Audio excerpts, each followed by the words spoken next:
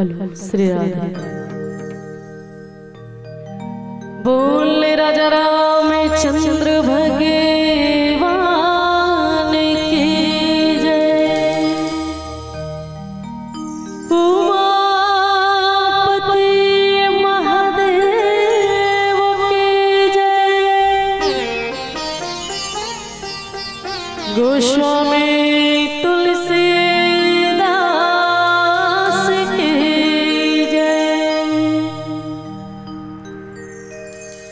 श्री राम श्री राम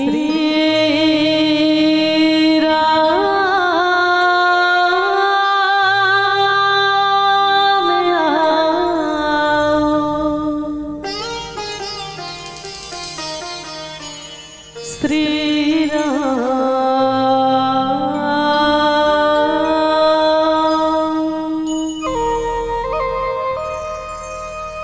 वक्रतुंडे महाकाया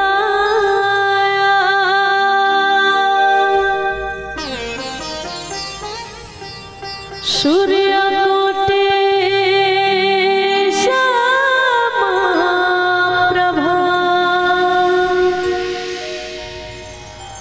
निर्विघ्नं कुरु मे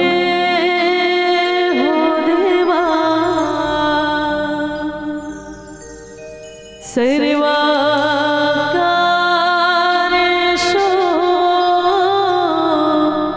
सर्वदा। श्री तुलसीदास के पद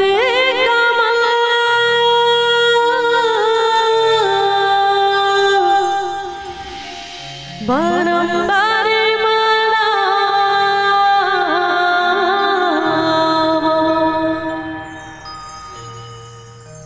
गुण गाहो सिया राम के।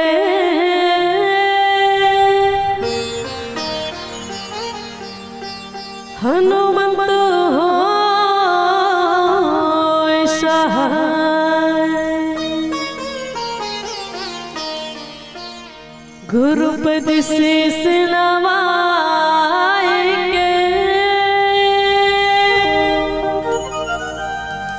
धरो हृदय माध्यान, श्री रामचरित वर्णन करो। शक्ति करो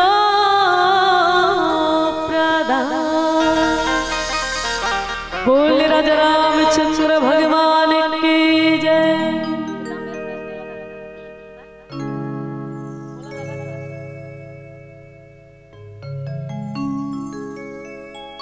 तो अब आप सबके बीच में शारदा मानस परिवार भरदा गोड़ छुईखदान संगीत नगरी खैरागढ़ आप सबों के श्री चरण कमल में बारंबार प्रणाम करते हुए और श्रद्धा भक्ति के साथ बैठे इस मानस मंच में जतेक भी ममतामयी माता मल्ला सबला हृदय से प्रणाम है। आदरणीय पिता तुल्य श्याम दादाजी मल्ला सबला हृदय से प्रणाम। और हमारे गुरुदेव आजा करता नाम तो नहीं जानो मैं, जिन मिथिलेश्वरी सेन के ओकर पिताजी है ना, ओकर पर एक बार जोरदार ताली हो जाए, जेकर माध्यम से आपके ग्राम में आए के सौभाग्य प्राप्त है। एक बार जोरदार ताली एकदम है नहीं। चलो आप सबके बीच में सुंदर माता रानी के भजन करबो। रात्रि कालीन के बेला है, बढ़िया दोनों हाथ ऊपर करके जयकारा के साथ सबसे निवेदन बोल सच्चे दरबार की, बोल दुर्गा मैया की।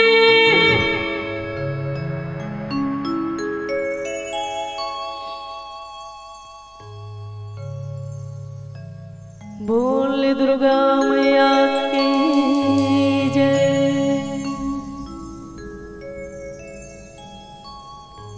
लयका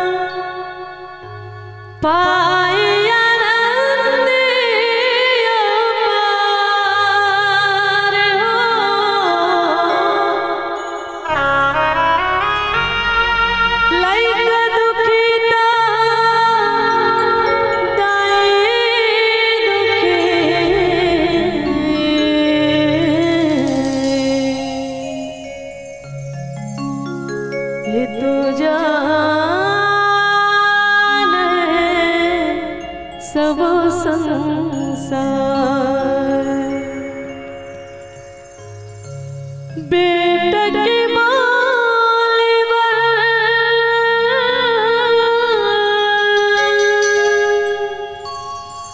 तरसते हैं मुर्गा कोनो बेटा कह के बुला लेत से कोनो गोद में खिला लेत से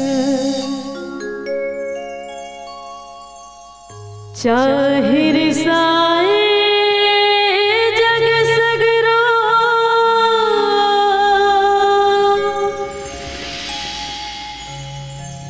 गाए तझन रिसावे वो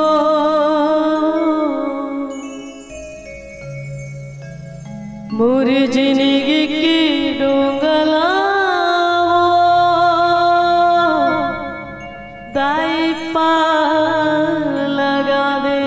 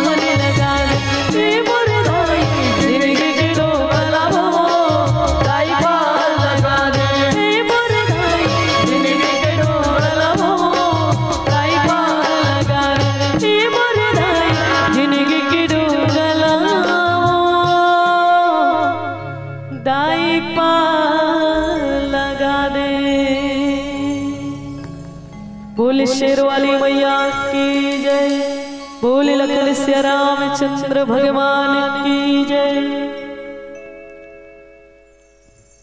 गुरुर् ब्रह्मा गुरुर्विष्णु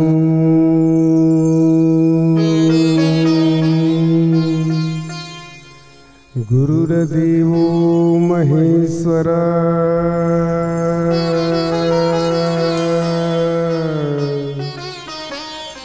गुरुर्साक्षात् परब्रह्म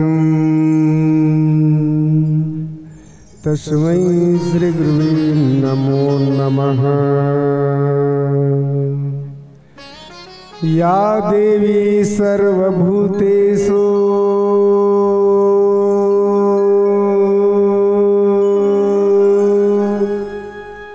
शक्तिरूपेण संस्कृता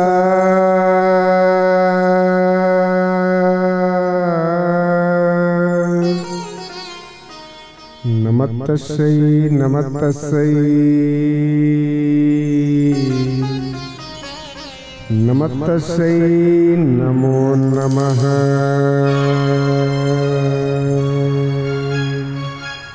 आज धन्यमय धन्ययते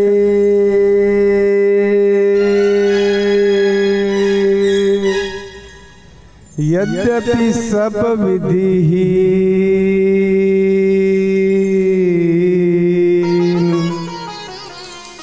निज जन जानि राम मोहि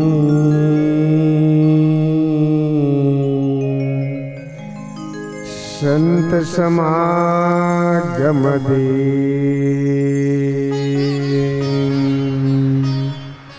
वारि मथे धृत होय बरो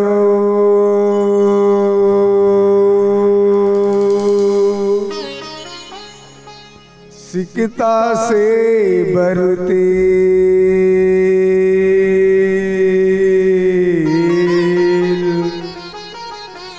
हरि भजना बहुत रही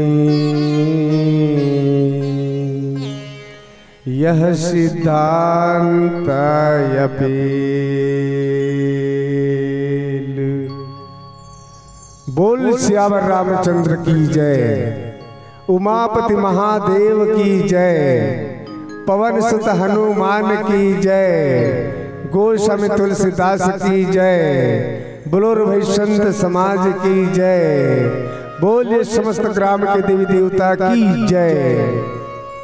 आओ सबले पहली ग्राम बोडरा के पावन माटीला और संगे संग ए गांव के जम्मो जीव आत्मा राजा दशरथ स्वरूप विराजमान पिता मल्ला, ज्ञान स्वरूप विराजमान भाई मल्ला, वात्सल्यमयी दयामयी ममतामयी माता बहिनी मल्ला, ये कार्यक्रम के जम्मू कार्यकर्ता मल्ला और गांव के सरपंच उप सरपंच पंच समूह सदस्य मल्ला और संगे संग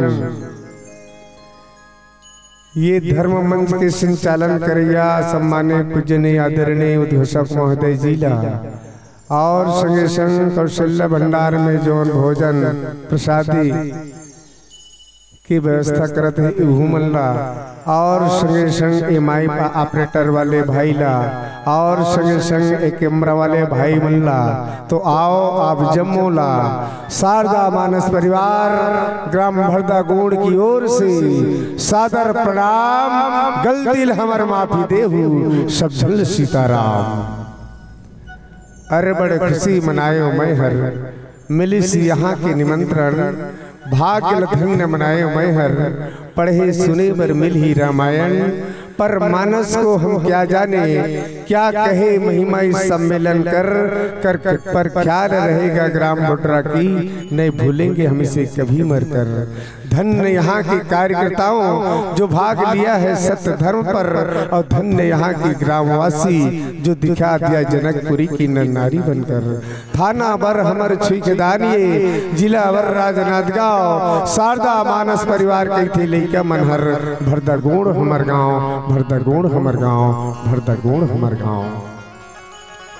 आओ आप मन के गांव में सुंदर मानस सम्मेलन के कार्यक्रम जो चलत है, बहुत सुंदर ढंग ले चलत है और बहुत सुंदर ढंग ले आप मनहर आज वास्तिकन में श्रोता बन के ये कथा के रसपान करत हो। और हमला जो प्रसाद स्वरूप कथा प्रसंग मिली हवे वो उत्तरकांड। आओ हम हर उतने ज्यादा हम पढ़े लिखे नहीं हैं, हमन हा पुराना जेल लिखे रामायण में ना वही नीचे चौपाई बोलैया यार, हम अंदर में प्रवेश नहीं करे। हम ज्यादा पढ़े लिखे नहीं हैं, खेती किसानी नागर जोताई के काम ला करता हूँ। ये लड़का मन कहीं चल गए जाबो के तो चल दे हो तुम्हार मन के गाँव एरियल देखे बर बस ओत के मोर शौक है। अब आप मतलब देख करके मोर बहुत अच्छा लगा था। अब आप मन के गांव में मानस सम्मेलन कार्यक्रम चलत है अतेक सुंदर ढंग ले, लेकिन मानस सम्मेलन होत के साल हो गए हो 3 साल। अब आज के हुआ दिन दूसरा दिन काले चलिए 3 दिन के ना, चलो ठीक है।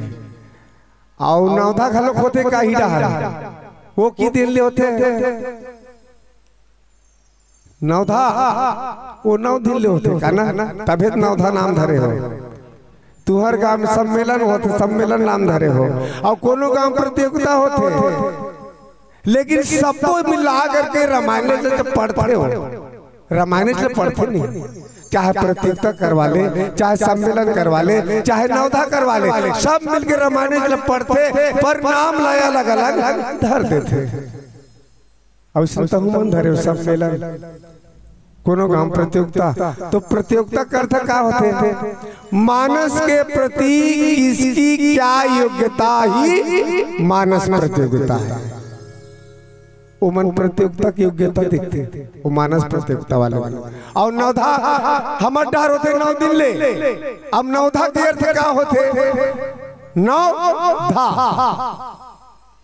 नौला हमला ऐसे दौड़ाना है जेकर योग फल 9 लाना है, तभी वो नौधा है। बोल श्यावर रामचंद्र की जय। चलो थोड़ा सा दौड़ा के देखो 9 9 एकम 9 9 छोड़।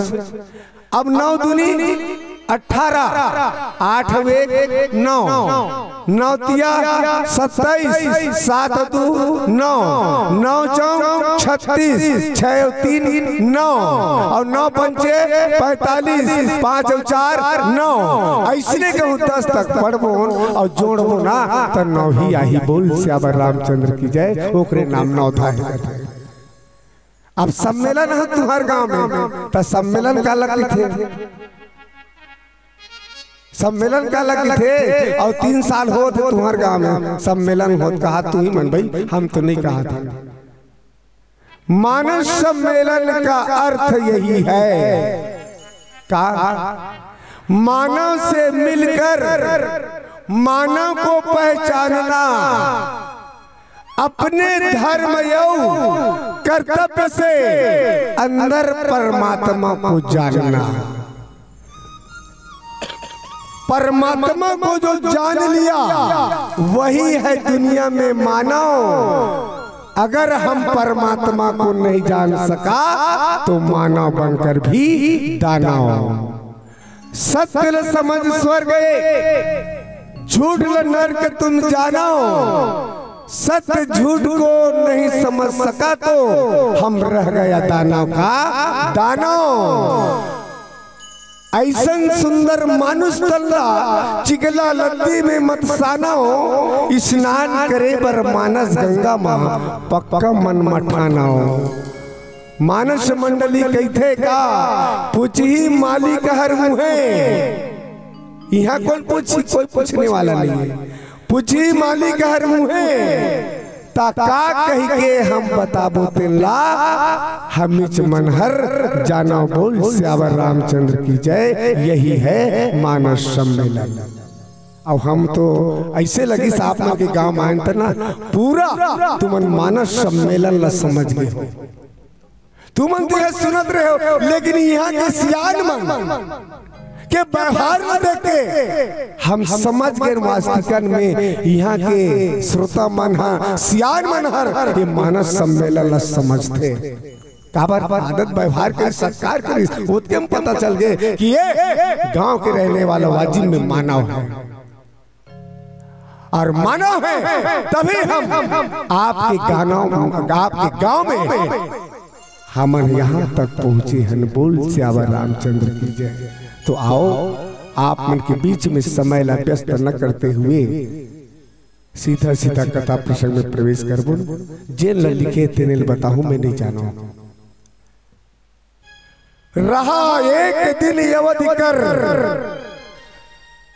अति आरत पुर लोग जहता सोच ही नारी नर कृष्ण राम वियोग श्यावर रामचंद्र की जय। ये दोहा नंबर 1। श्री राम के लौटे के समय सिर पर अवधि का दिन तीस एक दिन बाकी है। का की अवधि राम के आगे कहां अयोध्या में कहां से आए जिन काम के लिए भगवान आए कृष्णा ये साकेत लोग ला छोड़ के हमारी मृत लोक में ओ काम ला पूरा कर दिस कौन हर राम जिन काम ले इस्तेन काम ला और हमन हर जिन काम पर हमन यहू मृत लोक में हम मना लेकिन हमन वो काम ला नहीं कर सकता है। यही चलत करना है का काम बरारी से ये पृथ्वी के भार है बहुत बढ़ गई से पापाचार नानाचार दुराचार अत्याचार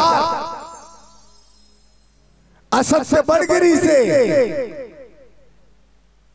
दुष्ट मन है देन हर कई प्रकार के अत्याचार करत रही से एकरे से थी भगवान राम है साकेत लोक छोड़ के ये मृत लोक में अवतार और अवतार लेकर के आज अयोध्या में अपन पिता के बात मान करके 14 साल वनवास गिरी से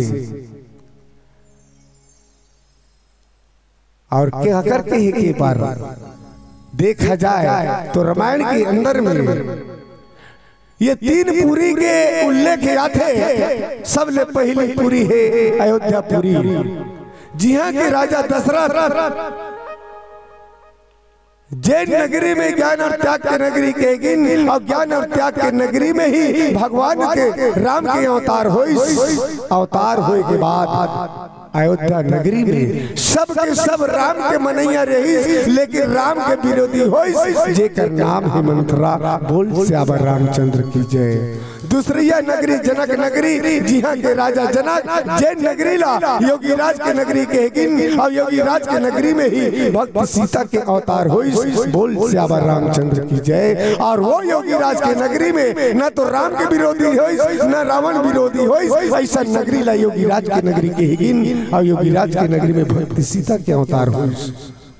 तीसरिया नगरी लंका नगरी जिहां के राजा रावण जैन नगरी ला भोगीराज के नगरी कहेगिन और भोगीराज के नगरी में सब के सब रावण के मनैया रही लेकिन वहां भी रावण के विरोधी हो गए जेकर नाम है भक्त विभीषण। बोल श्यावर रामचंद्र की जय। और विभीषण के द्वारा ही राम जो है आज रावण ला समाप्त करिस। ऋषि मुनि मन के आश्रम में जाकर के ओहो आश्रम ला पवित्र करिस। केवट ला घलो भक्ति के वरदान दिस सबरी ला भी तारीस। ऐसे जिन काम के लिए आए रही से तीन काम ला कर दिस। अब कौन करवाइस एक काम ला माता के कई करवाइस। अगर कैकेयी नहीं होती तो राम ल वनवास नहीं होती, और राम ल वनवास नहीं होती तो राम सीता लक्ष्मण ये वन में नहीं जाती, और राम लक्ष्मण सीता वन में नहीं जाती तो शूर्पणखा के नाक कान नहीं कटती, और शूर्पणखा के नाक कान नहीं कटती तो रावण है सीता के हरण नहीं करती, और सीता के हरण रावण नहीं करती तो हनुमान जी लंकापुरी में पता लगाए बन नहीं जाती, और पता लगाए बन नहीं जाती तो राम और रावण में युद्ध नहीं होती, और राम और रावण में युद्ध नहीं होती तो रावण हर नहीं मरती, और रावण हर जब नहीं मरती तीन लोग और 14 भुवन में सुख शांति नहीं मिलती। तो माता के कई जो है राम ला बन जा ऐसे कई के बन भेजे, और राम है दिन हर बन में जा करके आज बन गए, अब बन के आए के बाद आज एक दिन शेष बचे ही बोल श्यावर रामचंद्र की जय। आओ आप मन के बीच में एक छोटे से भजन होकर बाद सीधा कथा प्रसंग में प्रवेश करे। बोल श्यावर रामचंद्र की जय।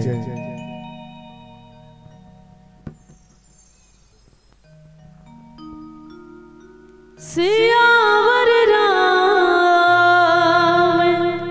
चंद्र देव की जय।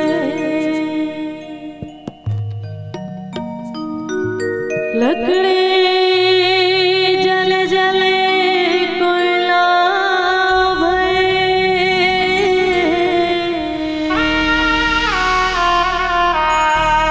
कोयला जले राख, मैं अभागी ऐसे जलूं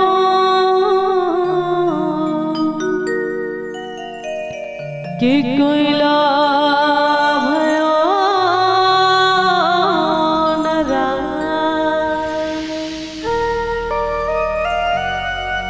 लकड़ी के घुना सब न देखे भाई बो, मनखे के घुना नहीं देखे जे, मनखे के घुना नहीं देखे जे। भीतर भीतर घुना खाते संगी मो,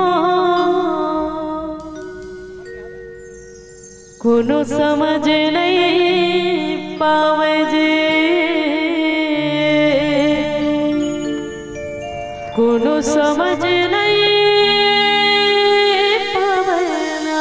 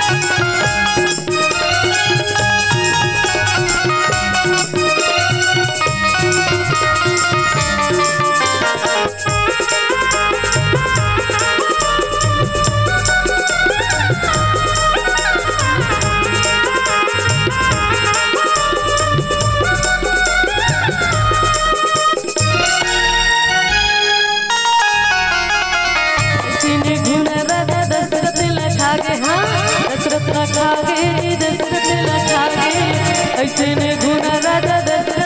के दशरथ लगा के। राम में 14 बरस बन जाए जे,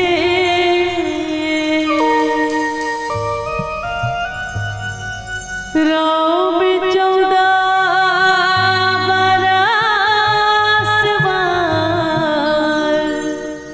जाहे जे। तड़प तड़प तन जागरा, तड़प तड़प तन जागरा। लकड़ी के घुना ना बोला देख भाई वो, बनके के घुना नहीं देख जे।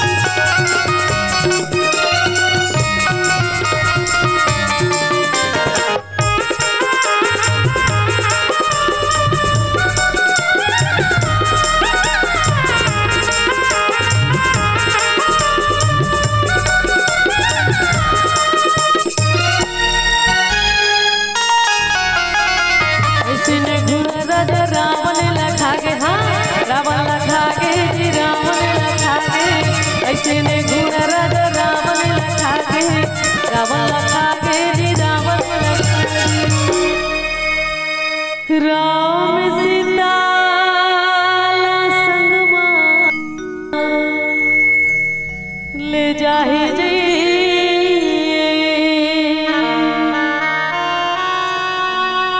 राम सीता संग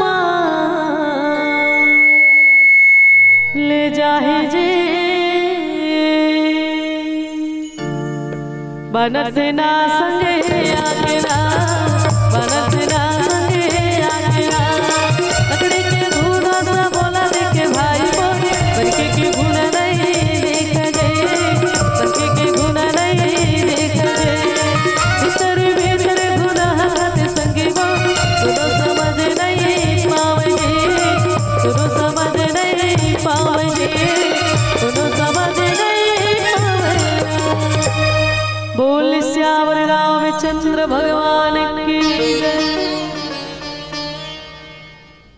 आओ कि भगवान राम के 14 साल के अवधि में सिर्फ एक दिन बाकी रह गए और आज नगर के सब लोग माने अयोध्या के सब लोग अतेक आतुर होते अतेक आधीर होते कि राम के वियोग में सबके शरीर हेते नार चाहे वो स्त्री हो चाहे पुरुष हो सबके शरीर दुबला पतला हो गए। काबर कि जब से गए हैं तब से सब दुखी है कि राम कब यही राम कब यही राम कब यही राम के आतले हमार प्राण रह रहा है कोई प्राण नहीं त्यागी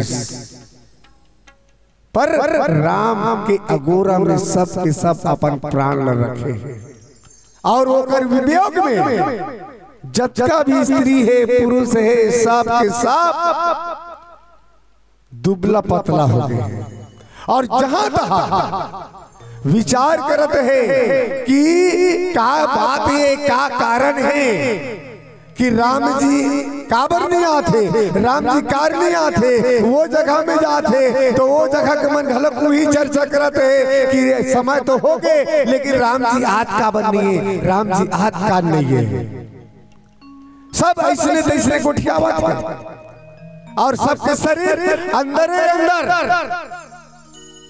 अभी सुने नहीं लकड़ी के गुना सबोल दिखते लेकिन आदमी के गुना हर नहीं दिखे उसने राम के वियोग में सब के सब चिंता में पड़े कब यही कब यही कब यही वही बेरा में सुंदर शकुन होए लगी और सब शकुन होई तो सब ये महसूस हो गए कि अब आने वाला है सोच करके सबके मन प्रसन्न हो गए।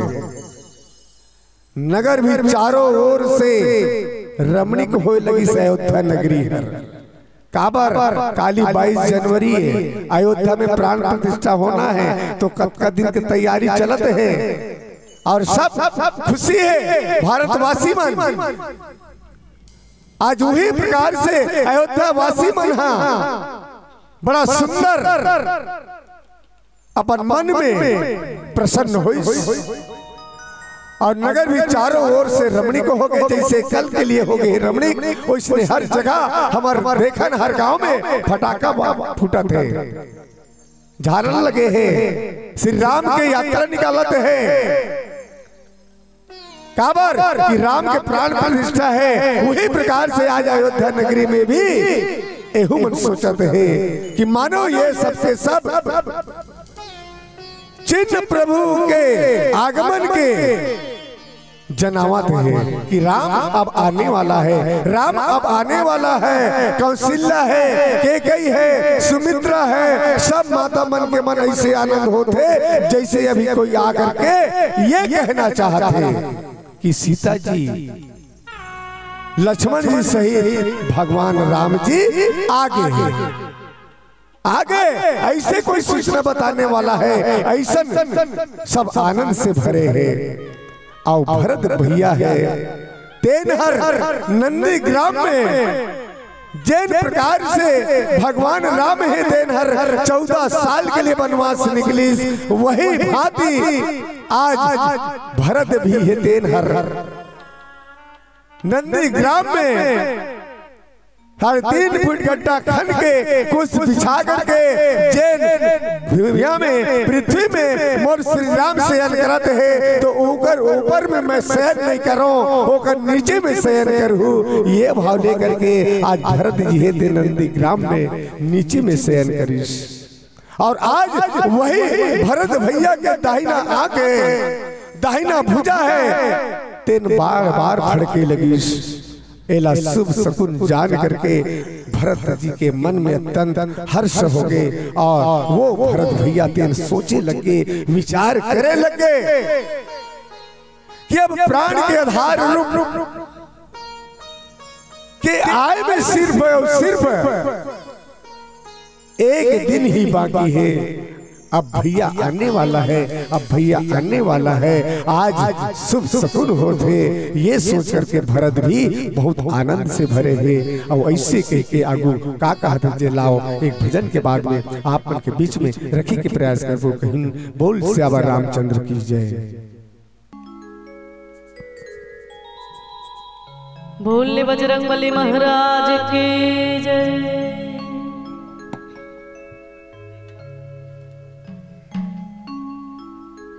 राम गुण गाए दिन पाए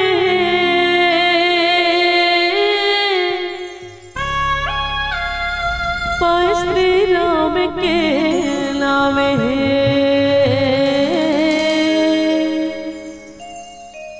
पाए श्री राम के नाम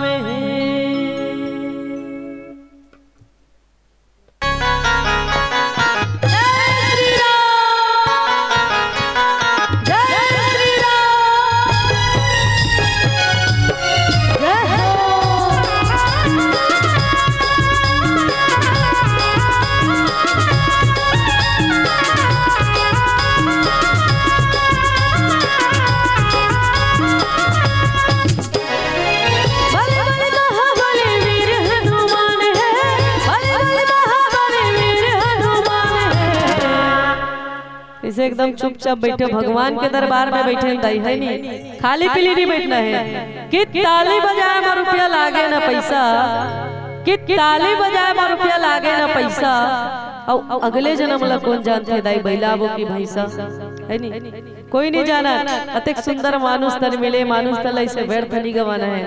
गोस्वामी तुलसीदास जी बढ़िया सुंदर बात कहेगी राम नाम की लूट है लूट सके तो लो अंत समय पछताएगा जब प्राण जाए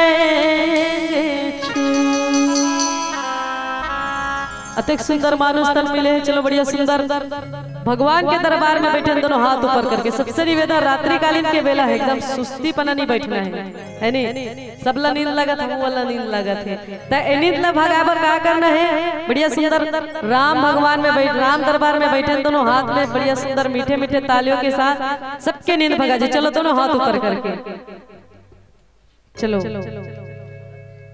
अब पीछे वाला भैया मन से निवेदन है दोनों हाथ ऊपर करके बढ़िया सुंदर मीठे मीठे तालियों के साथ।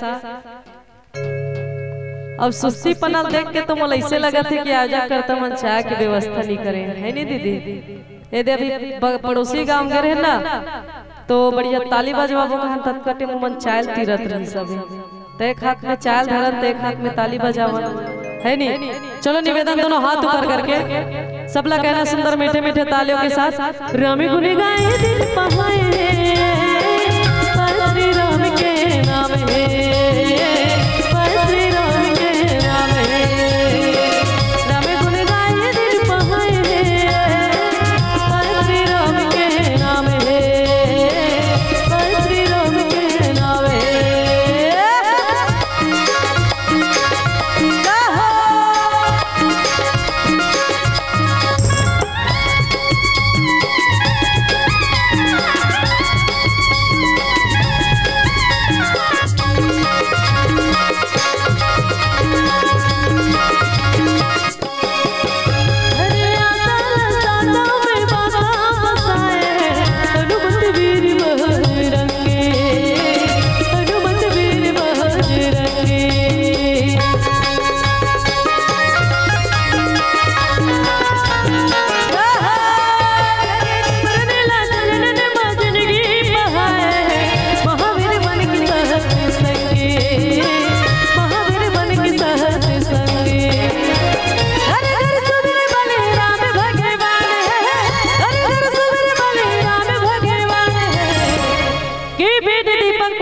हो नहीं सकता, कि बिन दीपक कोई उजाला हो नहीं सकता, बिन शाम कोई सवेरा हो नहीं सकता। जो न बजाए मेरे प्रभु राम जी के भजनों में ताली, ऐसे मेरे प्रभु राम जी के भक्त हो नहीं सकता। पर दोनों हाथ पर करके सुंदर जयकारा के साथ बोल बजरंगबली महाराज की राम गुण गाए दिन पहाए पर श्री राम के नाम है, पर श्री राम के नाम है। राम गुण गाए दिन पहाए पर श्री राम के नाम है, पर श्री राम के नाम है।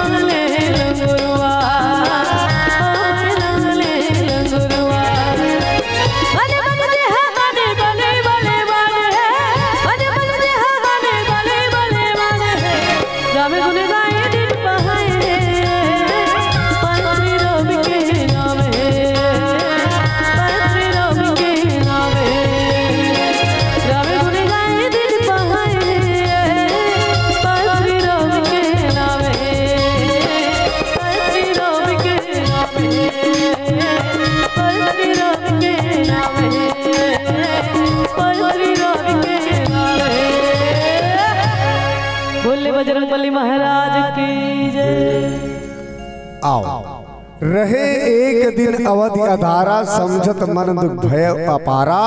कारण कवन नाथ नहीं आयहु, जान कुटिल किधौ मोहि बिसराऊ। आज भरत जी आज विचार करे लगी कि प्राण के आधार रूप के अवधि जो है मात्र एक ही दिन शेष रहिए। और वो सोचत है भरत जी, सोचते ही भरत जी के मन में अपार दुख उत्पन्न हो गए कि एक दिन बचे हैं। अब एक दिन है तो पूरा समझ लेतीस, अब आज आतीस, लेकिन आवत नहीं है। एक दिन बचे फिर भी क्या कारण है कि वो मोरनाथ नहीं आवत है। वो परमात्मा हो राम मोला कुटिल जान के भुला तो नहीं की सुई, जेकर कारण से अभी तक नहीं पहुंचत है। आओ भरत जी विचार करते हैं, मैं तो अयोध्या में हूं, अब वो मन वन में है, लेकिन ओकर साथ में मोर छोटे भाई भी है। कौन है? लक्ष्मण। आहा धन्य लक्ष्मण बड़भागी, राम पदार वृंद अनुरागी। लक्ष्मण भाई है तन बड़े ही धन्य और बड़भागी है, जो राम जी के चरण वृंद के प्रेमी हो गए और हम ओकर से दूर हो गए।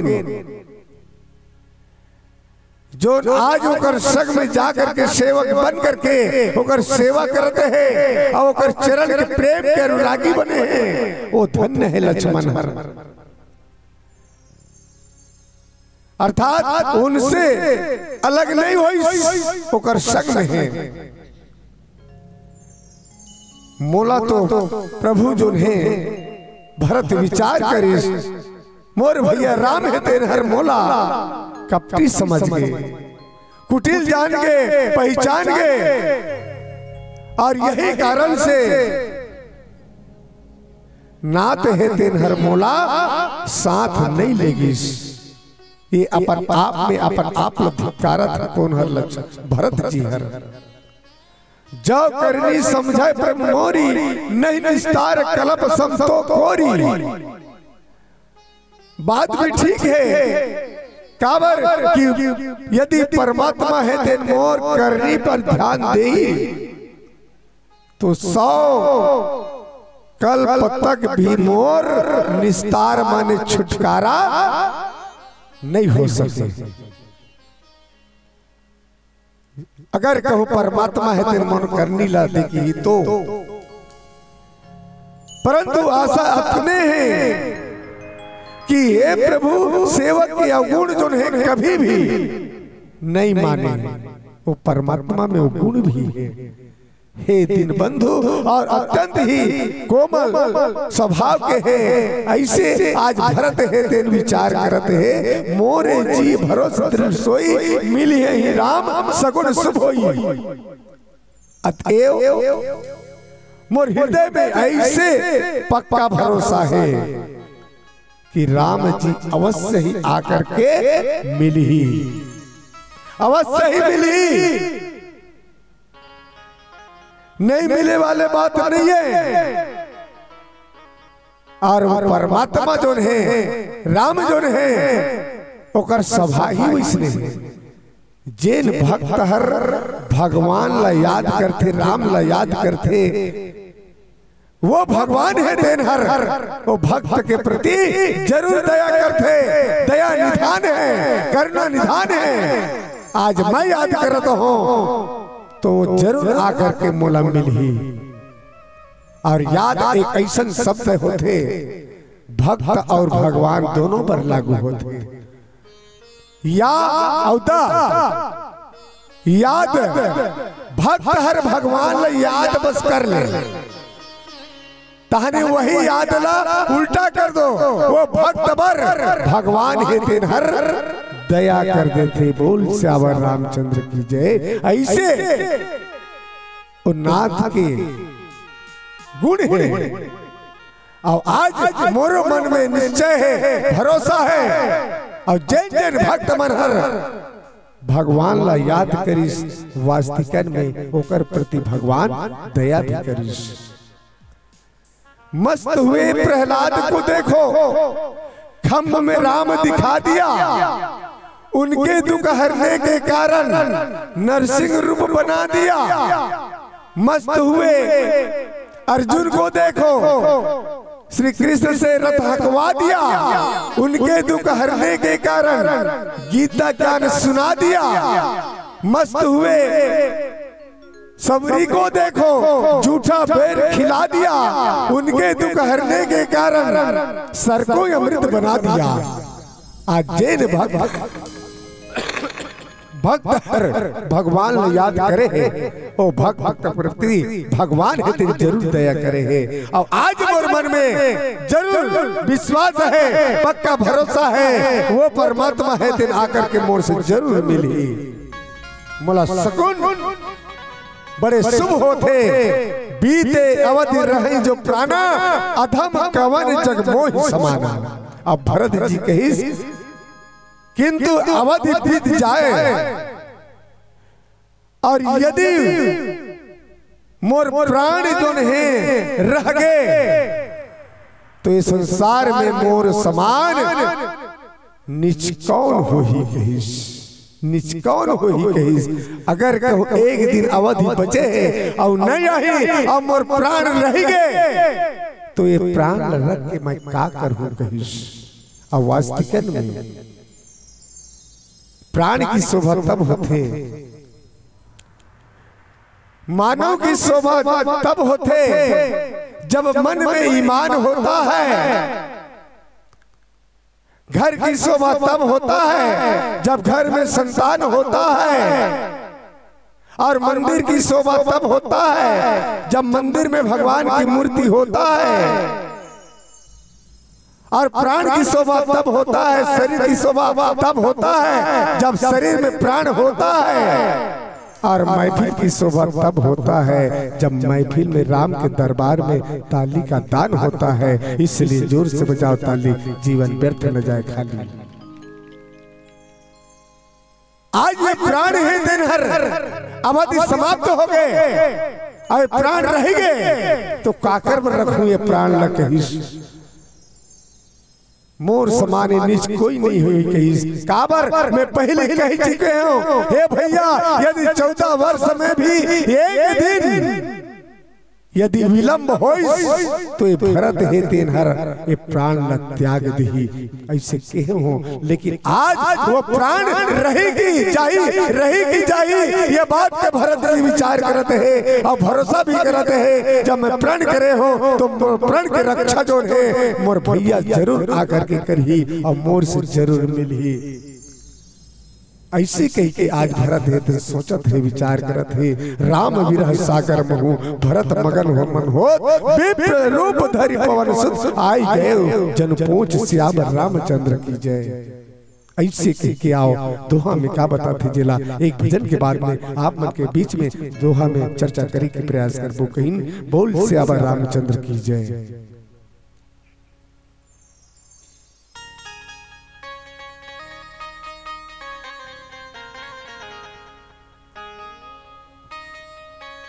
बोल वृंदावन बिहारी लाल की जय। मन नहीं माने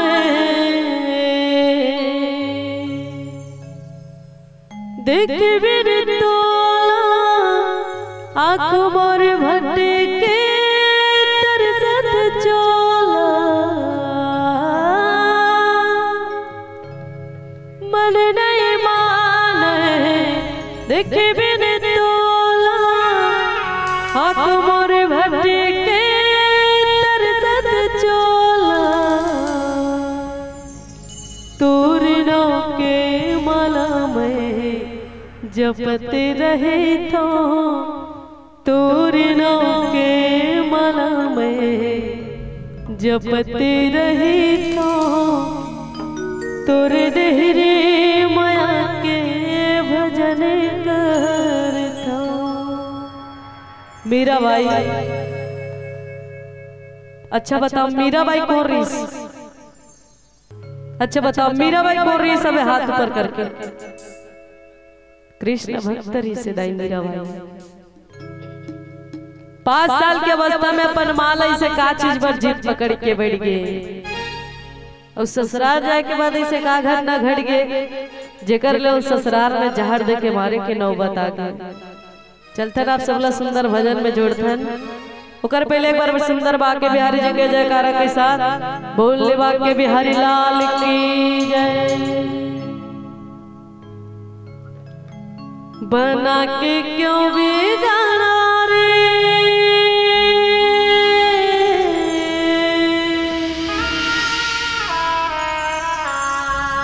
बना के क्यों बिगाड़ा रे, बिगड़ा रे नसीबा।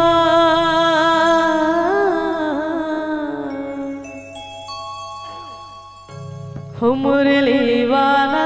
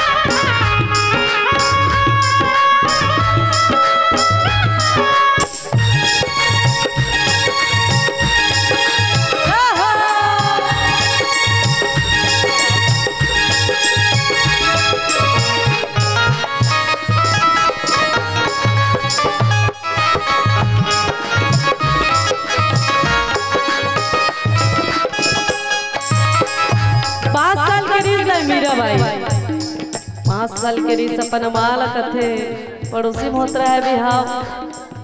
अब पड़ोसी के घर के बिहाव ला देख रही सो लइका दौड़त दौड़त अपन माँ मिल जाते और माल कथे कि माँ सबके बिहाव होते माँ मोर बिहाव कब होही। बड़ा विचित्र बात है दाई है नहीं। 5 साल के लइका बिहाव पर अपन माल पूछा थे। माँ कथे अभी ते नाम चुखस बेटी अब तो करम किस्मत काकर पर लिखा है मेरे वाला में कैसे जाना है। लेकिन लइका रिश्ते बाल अवस्था के कारण जीत पकड़ के बैठ गए। नहीं मामूल बता मोर होने वाला पति देव कौन हरे वो कहाँ है कैसे दिखते। लइका कहूँ कहीं चीज पर जीत पकड़ के बैठ गए ना दाई और जब तक वो चीज ला हासिल नहीं कर ली तब तक वो लइका शांत नहीं बैठे। जीत पकड़ के बैठ के माला और मारे इतने लइका के जीत था खा के मेरे मारे रिस कन्हैया की मूर्ति दिखा दे। एक कन्हैया मारे ना एक रेसन तोर बिहाव हो लइका सही मान की भगवान कन्हैया ही मोर पति देव हरे ओ दिले पूजा पाठ करे बर धल्ली तन मन से मान ले भगवान कन्हैया ही मोर पति देव हरे। लेकिन भविष्य में का हो जाई राणा परिवार में चलती ससुराल मीरा बाई दुख पावत है तकलीफ पावत है और तकलीफ का बर निपाही मन तो भगवान कन्हैया ऊपर लगे है। प्रेम करे रही से दाई याद तो आबे करही है नी। रोज गंगा यमुना के आंसू वो हाथ है भगवान ला याद कर करके भगवान कन्हैया बड़ा सुंदर बात कहते मीरा बाई ला। काहे तेरी अखियों में पानी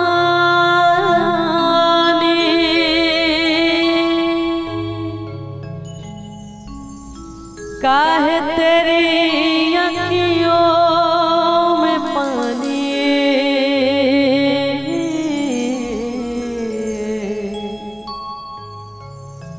कृष्ण दीवानी मेरा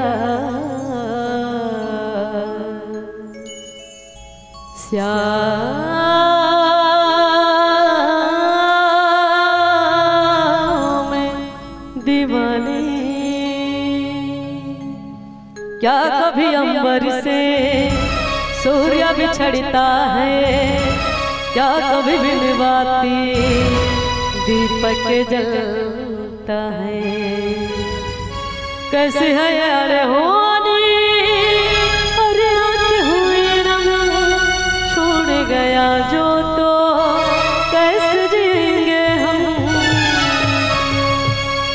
रोज भगवान कन्हैया ला याद कर करके रोवते मीरा बाई भगवान ला याद करते दाई भगवान कन्हैया कथे काहे तेरी अखियों में पानी काहे तेरी अखियों में पानी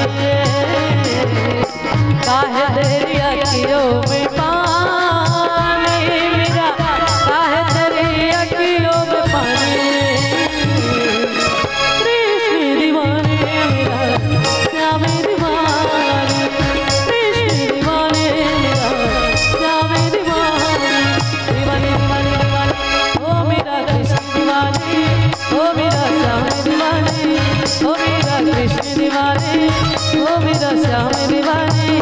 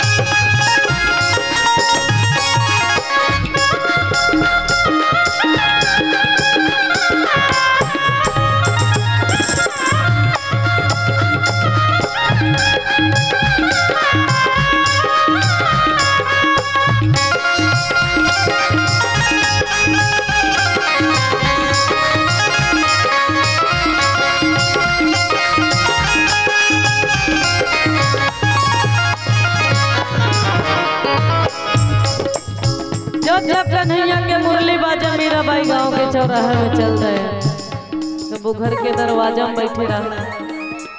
अब ये बात राणा परिवार वाला मन बर्दाश्त नहीं करे दाई। घर चुंदी हपाटत ले गया दिहाड़ी खोले लेके बंद करता है नहीं। तकरो घर के बहू बेटी मन बार बार भागे कोशिश भी करे ना तो कोई ससुराल वाला वाले बात बर्दाश्त नहीं कर सके। एक बार हुई दो बार हुई के गलती माफ करे ज्यादा है कि आग बैठ के घर वाला बनवा। अब एक का करे जाए जब जब वो कन्हैया मुरली सुने वो भागे तक हाँ कि आग बैठी सब खीर बने सो खीर में जहर मिला दे दी कौन ला मीरा बाई ला कौन हा ससुराल वाला बनवा ढल इस खीर के प्याला ला जहर ला भगवान कन्हैया मूर्ति में चल देता है। भगवान कन्हैया में रोवत है देख ले कन्हैया मैं तोर कारण कते बड़े मुसीबत में फंस गया हूँ अब मैं क्या करूँ। भगवान कहते थे कुछ मत कर मीरा बस चुपचाप बैठ जिन करना है अब मैं करूँ कथे। भगवान कन्हैया बड़ा सुंदर बात करते दाई